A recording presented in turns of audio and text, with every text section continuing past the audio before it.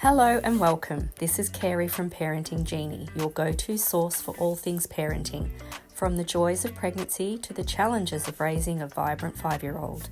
Every Tuesday we dive deep into pregnancy, and then on Thursday we switch gears to cover everything about parenting. Rest assured, we're committed to providing you with loads of insights and expert advice every week. Hi everyone, it's Carrie from Parenting Genie. I hope you're all doing really well. I have a lactation consultant on our podcast today, which I'm really excited about, especially because it's World Breastfeeding Week. So why don't we all give a really warm welcome to Constance Banks. Hi, Constance. How are you going? Thank you. Hello, everybody. Nice to be here. World Breastfeeding Week. Thank you. Before we go any further, I really want to say a big thank you to you, Constance, for taking time out of your busy schedule. I know how busy you are, and coming on and having a chat with us today on our podcast. Thank you so much. My pleasure. Okay, well, Constance, why don't you please tell us a little bit about yourself and your professional background? So I'm originally from Germany. I came to Australia 30 years ago, and I was a registered nurse and then became a midwife in England, and I worked in the Middle East. Wow. And and then I came to Australia, and when I started work in Melbourne, I happened to be employed by a hospital which was a baby-friendly hospital. So baby-friendly accredited by, in those days, it was UNICEF who did the accreditation. Right. Meant, And what's baby friendly? What do you mean by that? Yeah, so that means that the hospital is following and implementing the WHO 10 steps of successful breastfeeding.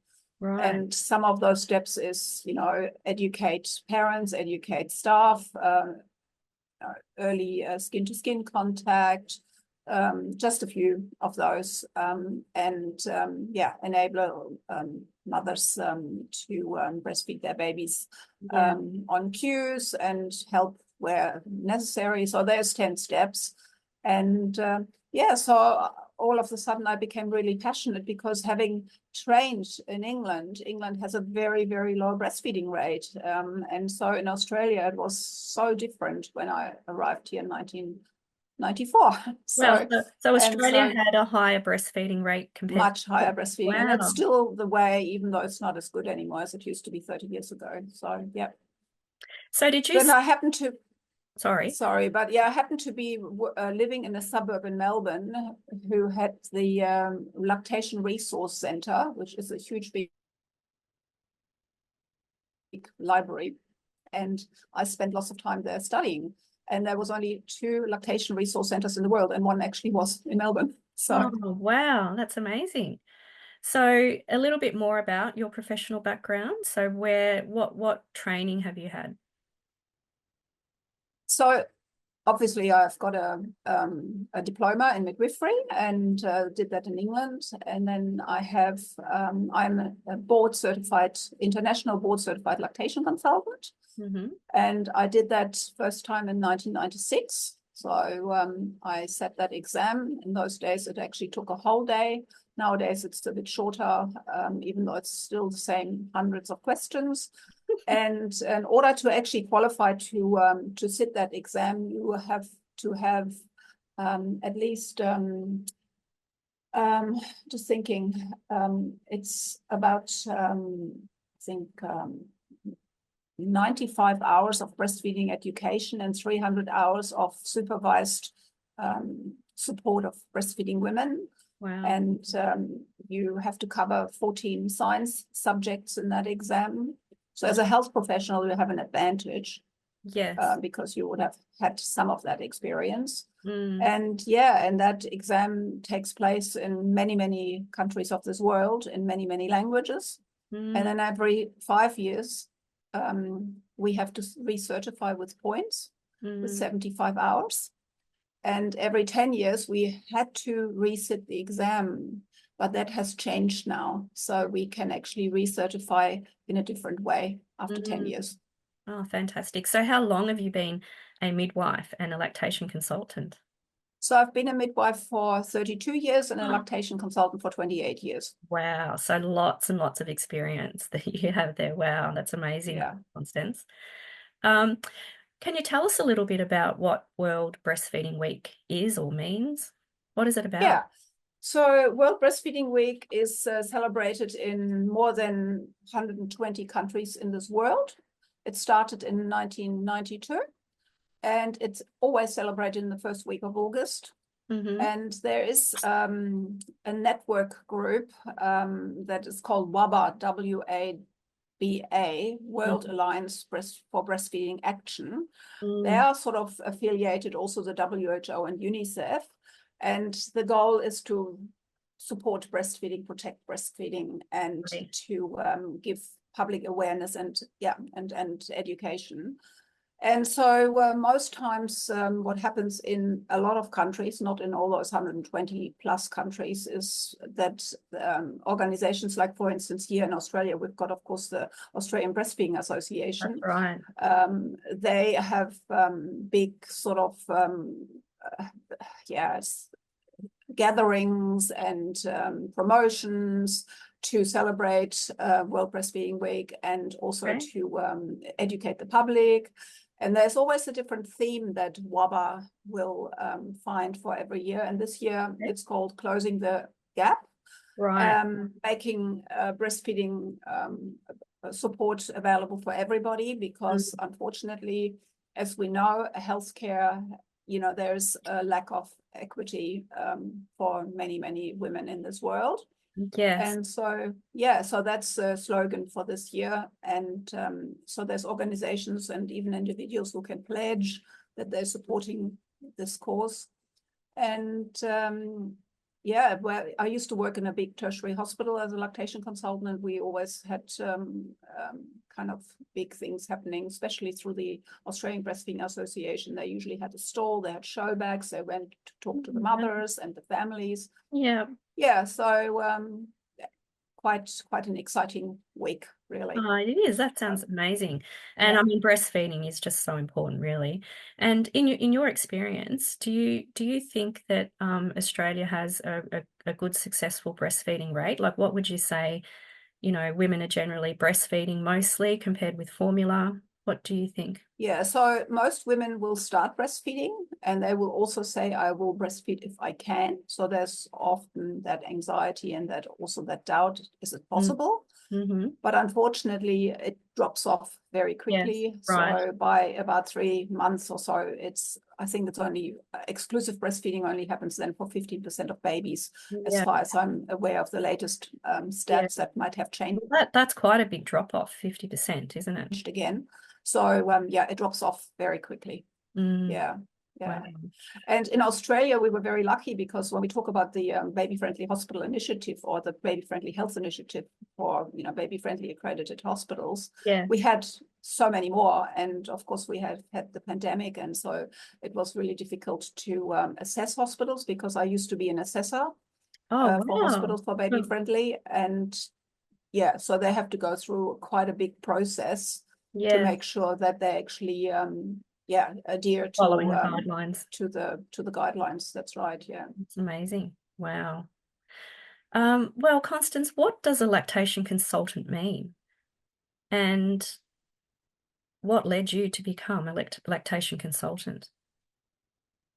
So even in my midwifery training, I was focusing, quite a few of my coursework was breastfeeding related. And that's something you've been really drawn to, breastfeeding, you think, right from I have, yes, I have. I suppose it's something that is also a healing effect. We've got a lot of mothers who have been traumatized through their birth experience, unfortunately, these days. And we know that there's also, sort of legal things happening at the moment in New South Wales to actually on trauma and childbirth. So, I mean, breastfeeding could also be traumatic, but I really feel that we could actually use it as a way to heal any trauma, and if it's supported well. And also over the years as a lactation consultant, I have changed a lot of my views. So when we started, or when I started 30 years ago, the Yeah. gold standard was exclusive breastfeeding. So, Mm. exclusive breastfeeding with nothing else for the first 6 months. Yes. And it is achievable, no doubt, but Yeah. it is for many women very difficult. And so for Mm. me, my slogan these days is it's not all or nothing. There is so much in between, So Exactly. even if a woman can only, provide 20% of her breast milk, that is 20% of breast milk. And that is, so much more than not doing it at all. Oh, exactly. And And I mean, any breast milk is good, isn't it? Whatever you absolutely, do yeah, is yeah. is a benefit to the mum and the baby, really, isn't it? Yeah, yeah. So that's it's been a passion, and what else is probably the passion is that as a lactation consultant, I felt I had more autonomy than as a midwife in the in the health system, Yes. and I quite like that as well. So we do have a code of professional conduct as an IBCLC, or International Board Certified Lactation Consultant. So, and obviously, we have to refer if we feel that there is a need to refer, like a mother who has mastitis. Yes. In fact, we're not even supposed to diagnose it. We're supposed to say, well, actually, that looks as if you could have an inflammation or an infection, and you need to see your GP. Oh, So, okay. yeah, so it's quite Even though clearly it's so defined. obvious. Mm. Yeah, exactly right. Yeah, there's clear, definitions. Yeah. Yeah. And I mean the International Board Certified Lactation Consultants, that whole board started in 1985, and I set my exam, well, 10, 11 years later. So it was pretty, Wow. established already. But Yeah. now I actually just looked up, because I thought you would probably ask me a few questions. So in 2024, like this year, we Yeah. have 37,000 IBCLCs in 134 countries, and Wow. the exam is held in 17 languages. Isn't that amazing? That is just amazing. Wow. Yeah, So I yeah, can see that you're just so passionate about breastfeeding and lactation, and that was right from the word go, when you were studying to be a midwife. So that's yeah, amazing. You've got so yeah. many years of experience, and that's really great. So what is a lactation consultant for the people out there that don't know what a lactation consultant is? What is it? Yeah, so that's a person who has obviously sat an exam. So the word lactation consultant is actually not a protected word. So Right. everybody could actually call themselves a lactation consultant. You have to Wow. actually, in order to actually be an IBCLC, you have to obviously adhere to and have set the exam. Yeah. So you could call yourself a lactation consultant, but you may not actually have set any exams. So it's not a protected. So Um, how would women know, like if they're wanting to make an appointment with a lactation consultant, that that person really is a lactation consultant? Yeah, so they want to look up that that woman is actually, or that person is actually registered as an IBCLC, as an Right. International Board Certified Lactation And you can look Consultant. that up very easily, can you? You can, yeah, there is actually a register as well, which you can just Google it these days, and you can actually look it up. Yeah. And yeah, so it's basically you have to adhere to international standards in terms of supporting breastfeeding, or the breastfeeding journey of mothers, families, Mm. babies, and that's what it is. Mm. So And you educate, you yes, I was about to support, say, in a you. practical sense, what would you, if a mum come to you with breastfeeding difficulties, practically what are you doing to help her? Yeah, so first of all, I would actually find out what her difficulties are. Mm. The majority of mothers have got painful breastfeeding, or Mm. they have damaged nipples, and they've, Mm. I mean, latching a baby to the breast seems to be a huge, big thing. And do you want to know what my kind of little tools are? So that's one of Yes, my tools. Can you I see can't it? see, Constance. What is it? It's a Oh my God, breast. it's a breast. It's a knitted breast, and so we Yes. actually taught. We actually Oh, teaching wow. we're teaching attachment, how the baby has to have a big mouth to actually That's grasp, right. the breast. So that's a big tool for a lactation consultant. And then, of course, the other thing that is a big tool is a doll. So, Oh, so yes. if we have those two, we actually have pretty much most of our toolbox already. Oh, that's amazing. So you would take that to see, Absolutely. yeah. Yeah. And then what I would do is I would find out what the mother actually expects me to do for her, what she thinks her problem is. And then I would watch a feed. So it's so important to actually watch a breastfeed and find out what's happening there. And then from there, if it's the latch, we work on the latch. If it's one of the biggest reasons also why women actually stop breastfeeding is milk supply. They worry about the milk supply. And so we have to, sometimes address that, because it can often be a perceived low supply. Yes. And then it can also be a real issue with the supply. And then, yeah. So because I know as your baby's getting older and you're well establishing into your breastfeeding journey, that the breasts do become a lot more soft, don't they? real, So yeah, you absolutely. may feel that, you don't have any milk in your breasts, but Exactly. yeah.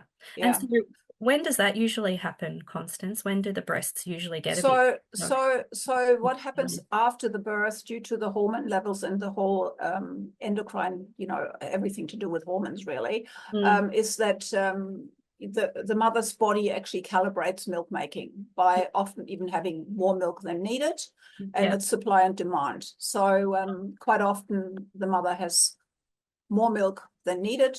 Yeah. And then basically the baby is the one who usually down regulates that supply, and the mother will only start producing as much as she needs. And that's really sort of at around between 6 and 12 weeks. That's often when supply actually starts sort of, just being what she needs. And then when the baby has a growth spurt, the baby will feed more frequently again. And then, of course, the message goes to the brain, we need to make more milk again. And then that will be adjusted. Wow. So this is just it's kind just of fascinating, amazing, really, isn't it? Yeah. What do you think is the biggest problem that you encounter with women with breastfeeding? Like, what is the major issue for most women? Would you say it might be attachment, or like what do you think? Attachment, but it's also the expectations that we have these days. So we expect mothers to actually not just, get used to that. I mean, with the birth of a baby, we have a birth of a mother. And the birth of a father, or a birth of, it's a whole new parents, journey, basically. And it's a whole new journey. And there is so much conflicting advice, and that's never actually changed, really. And so, and then there's, of course, the fact of sleeping, I mean, I remember I used to be an antenatal educator, and I had parents asking, when can I start sleep school after the birth, so it's this, seriously. And it's that issue with, having to adjust to the rhythm of the baby. So babies need to feed, 8 to 12 times in 24 hours. There's nothing that we can do about it. That's normal. Innate. That's been happening for thousands of years. And, as a mother, we often try to change that because we've got so many other pressures. That's right. And we think, and if we don't feed frequently enough, then of course there's not enough milk for the baby. And then we start supplementing which decreases with formula. And that decreases the mother's own milk supply. So it's like a catch-22, it's like a snowball effect, really, isn't it? Absolutely. Once you start doing that. So antenatal breastfeeding education, I think, is really sort of the core of a good outcome for breastfeeding. And to talk about the realities and the normal sort of aspect of absolutely how you do breastfeed. I mean, it's really important to have that knowledge, isn't it? Yeah. And is that something you do, Constance? Do you run consultations with pregnant women? Yeah, so at this point in time, it's really antenatal education. So I mean, when I was still working in also in a hospital, I would actually run some breastfeeding classes, but they were actually not even that well attended.